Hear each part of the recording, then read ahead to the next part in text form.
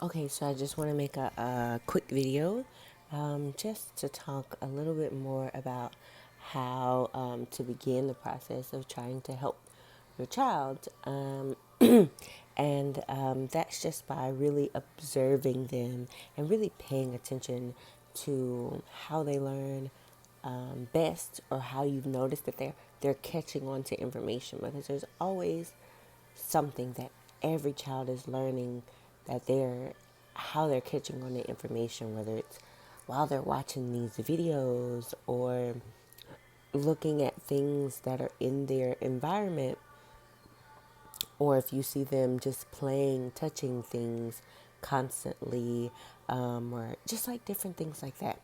And so, as I said before, my daughter's fastest skill was reading, and that's because it was very visual. It was a very visual skill for her to understand and learn, and she learns everything visual quite quickly, or things that are like really hands on. And also, as I said before, is that she doesn't learn things through hearing as much. So it's different. Like videos are a different thing because you're seeing and experience that video, but also hearing it at the same time. So what I mean by auditory specifically is if it were only auditory and there was nothing to look at or nothing to see or nothing to pull it together. And so while observing her, because she is my child, I observed that her strengths were visual learning and her weakness was learning through hearing, and just plain hearing without anything extra there to help her. And so you just got to observe them, see how they learn best. And you want to use, once you find those strengths, you want to use those strengths to strengthen the weaknesses. And that's what I've always believed in. Use your strengths to strengthen your weaknesses.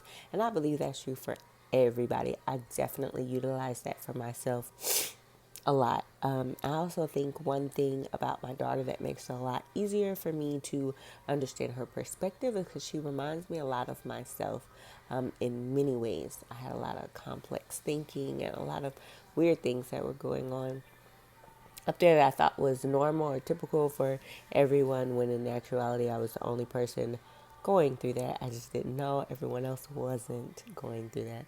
So I'm not going to say, hey, I was on the spectrum or that I am. But there were definitely different things that I went through that helps me understand her.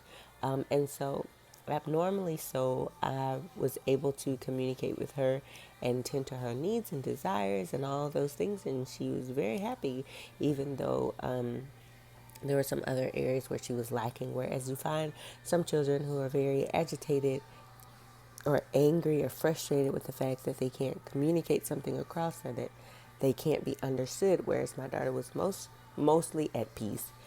She was very hard to make angry. Um,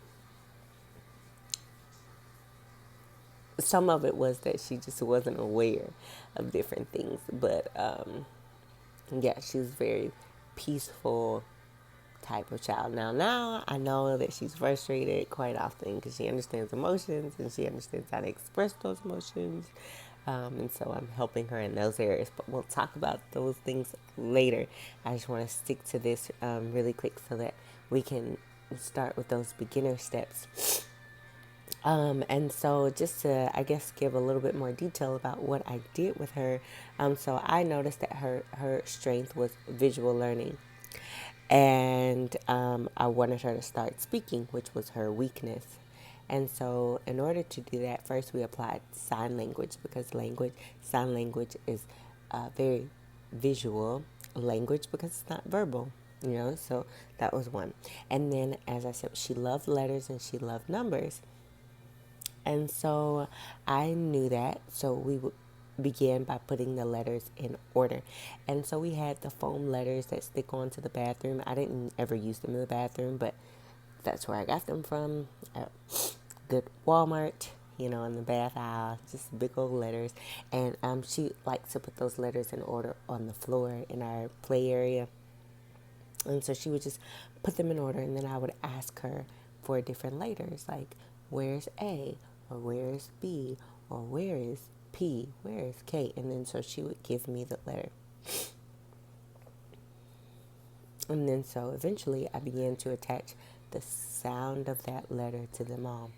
So I would be like A, B, B, C, K, D, D, you know, um, so that, and we also sang lots of songs. My daughter still loves songs.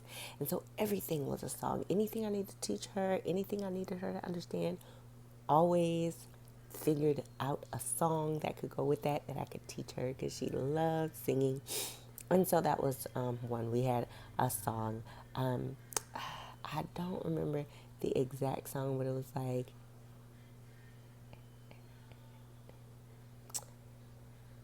I don't know. There's a new song that we had that we go over with the letters that I do with her younger brothers. But any song that you can find that you like, that your kid enjoys. Um, One song that me and my kids sing right now is A says A for Adam, B says B for Bible, C says C for commands, and D says D for dove. E says F for empty, F says F for fire. So we have that. That's our little song that we sing, and it goes through all the letters and all the sounds. But the one that I did with her, we would change up the letters, the words. So it may be like A says apple. B says, I forgot exactly the beat and how it went, but I could say A says and I could put anything there. And so sometimes there became a point where she would switch out the different words, and she would help me think of new words like ball or banana or whatever. But that was further along. But either way, that's how we started. So we went over the sounds of the letters, and there was the visual image. The visual image itself was the letter itself, and I just attached the sound to it.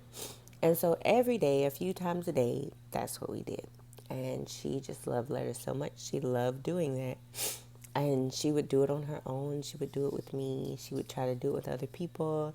It was something that she really enjoyed. So then I started noticing that she noticed the sounds that people would say when they would talk. And she would start putting things together. So eventually we started saying ah. If she wanted an apple, she would have to say ah, or if she wanted a banana, she had to say b, b, b, you know, in order to receive a banana. If she wanted cereal, she would have to say s, s, s to get cereal, or she would have to say e for eat, and she would go w for water. And so those were some of the first sounds that she would make to communicate different things. Of course, at that time, she could also sign for those items. So her water sound was like this. She would go like this, w, or eat, e, e, or banana. She would do that, or apple. And so before that, she had a certain way of being able to communicate those things to me. And eventually, when I knew that she knew these sounds and she could say these sounds, then I required her to utilize them in being able to communicate with me, for me to be able to get her those things. And so then shortly after that, I started with she really recognized sounds very well, and I also noticed that she was reading. So then I'll go over that, I guess, the next time, because she kind of went into reading almost on her own. It was more of the noticing, like I would notice that she noticed that the words were the same somewhere else as what was in the book, or she would read portions of a book. And it wasn't that they were memorized, because if you wrote the words down outside of the book, she would still read that. And so then that's when I went into teaching her to read. And so I'll go into that in the next one. Okay, bye-bye.